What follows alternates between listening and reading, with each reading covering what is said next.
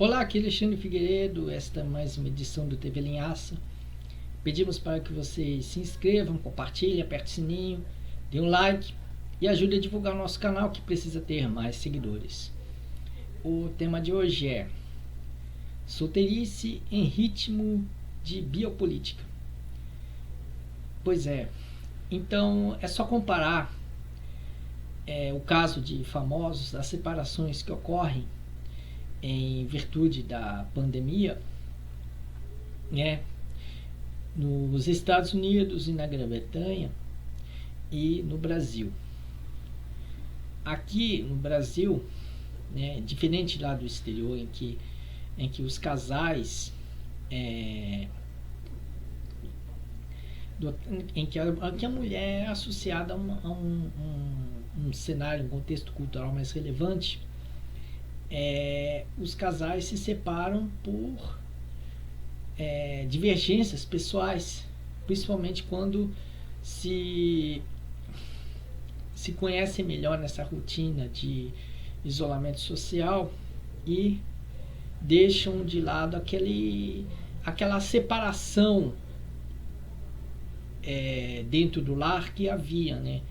Com o marido ali na sua sala, tudo mais, a esposa também no seu quarto, ou numa outra sala, geralmente também vivendo em mansões, né?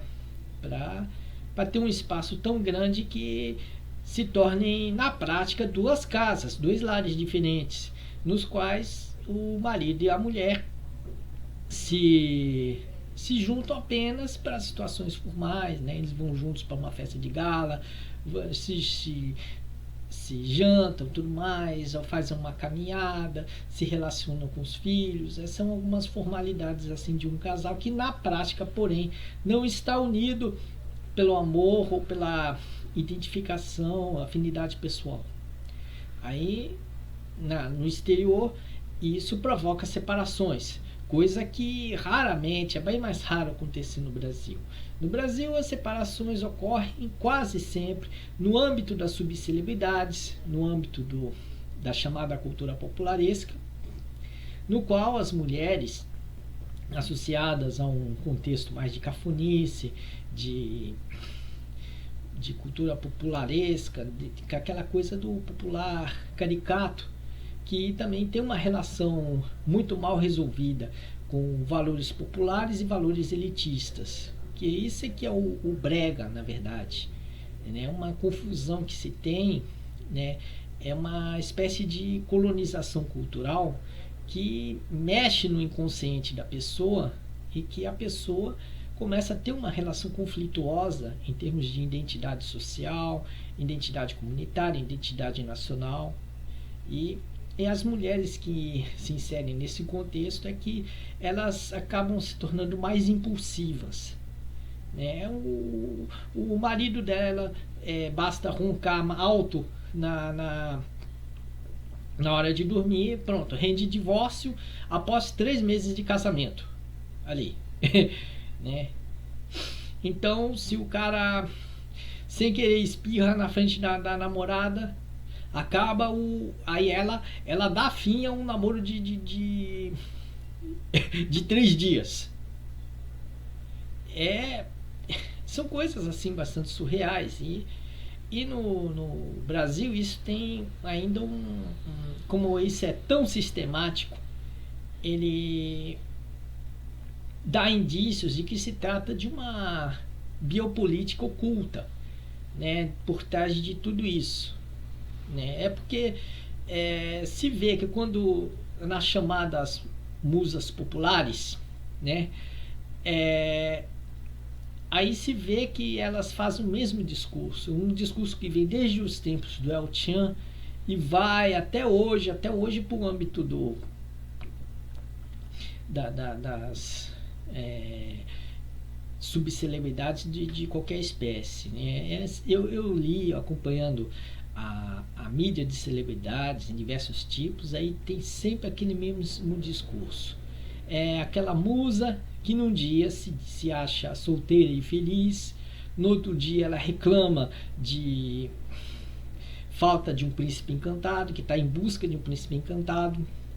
No outro dia ela está reclamando da fuga dos homens, sempre esse mesmo discurso em frases prontas, frases muito prontas, que essas musas invariavelmente falam, né?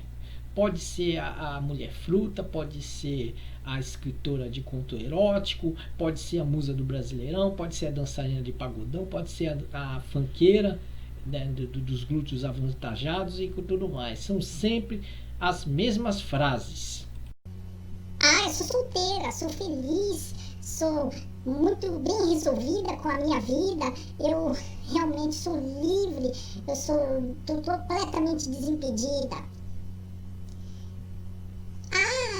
Mas os homens fogem de mim de medo, né? Não aguento ver uma mulher livre e empoderada, dona do seu próprio nariz. Eles não aguentam uma mulher famosa fazer sucesso, e tendo bastante cartaz na mídia. E é isso que se vê, são frases prontas, sempre iguais, com as mesmas palavras, tudo mais, que a gente até desconfia. Peraí, não, realmente é um discurso sistemático, deve ter algum grupo de empresários que diz para essas mulheres falar essas mesmas frases. E isso vem de mais de 15 anos. E desconfio que seja uma biopolítica. Por quê? Porque a ideia é colocar essas mulheres, essas musas popularescas, como referências de sucesso para as jovens pobres, né, das chamadas periferias, para que elas sejam desencorajadas a se casarem, sejam desencorajadas a ter um namorado, né, aí bota confusão nas mentes dessas garotas, e sobretudo com um bombardeio de músicas popularescas, que uma fala sobre briga de casal, outra fala sobre solidão, outra fala sobre o hedonismo, de remexer os glúteos sem ter um marido ou um namorado para cobrar, fazer cobranças. Então, e tem toda também uma mídia popularesca que mostra a imagem negativa, pejorativa do homem. Porque a mulher pobre vê lá o homem como ladrão, como assassino, como cafajeste, como um maluco, como um vigarista, tudo mais. Então, como um infiel. Daí para a mulher não namorar um homem só porque ele vai jogar futebol na praia com os amigos, aí já é um pulo, né? Em Salvador se viu isso. Era a mídia bombardeando tudo mais na tentativa de forçar com que as moças das favelas não se unissem com os homens de sua comunidade. Não se unissem. Era uma pregação ideológica terrível dessas rádios de FM de Salvador, que são controladas por políticos, por latifundiários, ou até por empresários comuns, mas de uma mente bastante conservadora, né? E todos eles ali, filhotes do carlismo, do velho Antônio Carlos Magalhães, né? Que era o senador que nos últimos anos de vida, né, ainda estava mais ligado como um parceiro de Fernando Henrique Cardoso nas suas empreitadas políticas. Então essa biopolítica, ela é feita, né, tudo pela mídia de uma maneira bastante organizada e habilidosa e tão sutil que ela nem é percebida sequer pelas esquerdas.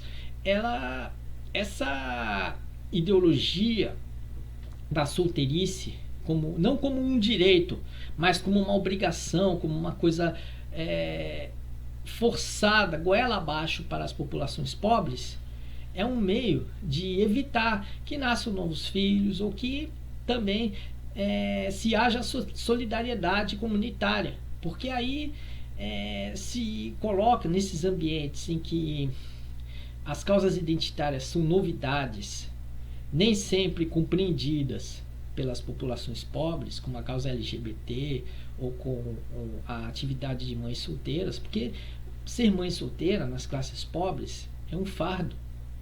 Não tem aquela comodidade que as elites, a classe média apresenta, porque na classe média a mulher tem condições sociais, econômicas, né, e psicológicas para se tornar mãe solteira, na classe média. Mas nas classes pobres, em que uma mulher tem que cuidar de mais de 10 filhos, até mais de 5, mais de 10 filhos, e ter que arrumar 3 ou 4 empregos, né, reclamando da vida com muita razão, porque ela não consegue ter o dinheiro que se segure nas finanças, nas despesas da casa. É um dinheiro que vai embora rápido, né? Ela tem que lavar toneladas de roupa em quantidade industrial, tem que cozinhar, depois vender comida, aí bota a criançada toda para vender produtos, assim, né? Porque tem que aumentar a renda, porque o dinheiro dissolve nessas classes pobres. É um drama terrível. As esquerdas não percebem isso, porque as esquerdas, as elites das esquerdas, aquela intelectualidade que se diz sem preconceitos, vê no povo pobre um paraíso, uma espécie de Disneylândia do subúrbio. E fala-se dessa intelectualidade, fala-se de gente com diploma de antropologia, sociologia, história, gente que deveria ter uma compreensão mais visceral das periferias, mas é a primeira a adotar uma posição etnocêntrica, por mais que finjam elogiar o povo pobre, achar que o povo pobre merece ser feliz, tem todo aquele discurso sorridente, todo aquele discurso positivo, que não difere muito do que o Luciano Huck fala dos pobres no seu Caldeirão do Huck. E aí, mas nas comunidades pobres a vida é mais dramática. As crianças ali, tem criança que chora porque não tem o pai, só vive com a mãe. É um órfão de pai vivo. Um órfão de pai vivo. E aí ele fica triste, vê nas classes médias ali, em casais, até os casais por conveniência, ali é a it girl e o seu marido empresário, ou político, ou profissional liberal, que estão ali numa relação estável, que não é necessariamente uma relação cúmplice, é uma relação de amiguinhos, né? Amiguinhos que cuidam de filhos juntos, tudo mais, né? É o marigo, que em inglês é o husband friend, e aqui é o marigo, M-A-R-I-G-O, que é uma espécie de trocadilho de marido com amigo. Então, que nas classes mais abastadas garante as uniões estáveis, que não passam de consórcios de relações de negócios, né? Aí a mulher fica na sua, o marido fica na dele, e os dois permanecem formalmente juntos, até trocando elogios nas redes sociais, no Instagram ou no Facebook ou tudo mais, só para ver, né, um comercial permanentemente margarinado, né? Porque para as famílias abastadas é importante que haja casamentos estáveis para haver solidariedade social, solidariedade familiar, e não renda traumas para a criançada, né, para os filhos diante do divórcio dos pais, né? Então, já nas classes pobres isso não importa, tem que aí há divórcio, há namoro de 3 dias, casamento de 3 meses, tudo mais ali, entre subcelebridades que também são de classe média, mas são referência para o povo pobre, até pela mediocridade intelectual, artística e cultural que essas subcelebridades possuem, né? Sejam as tais personalidades de reality shows, sejam os músicos e cantores popularescos, né? Então eles são referência para o povo pobre, então eles têm que ter tem que enfatizar a vida de solteira, tudo mais. Tem funkeira que tem marido, mas tem que esconder. O marido tem que ser jogado ali pro Nordeste, lá, para ter casa de praia em Maceió, Mossoró, Natal, coisa assim, né? Mas acho que Mossoró não fica na praia, né? Acho que não fica, não. Mas se no caso do Mossoró é um hotel de luxo, né? Talvez ele dono ali, pouco importando, mas o marido fica longe lá no Nordeste, enquanto a esposa fica posando de solteirona na mídia, né? No espetáculo da mídia. É o show business, né? Essa funkeira, na verdade, é uma personagem. A mulher solteiríssima, que ela tanto alardeia, é uma personagem, né? Como personagem das comédias da Globo, em que a solteirona, na verdade, é a mulher do diretor.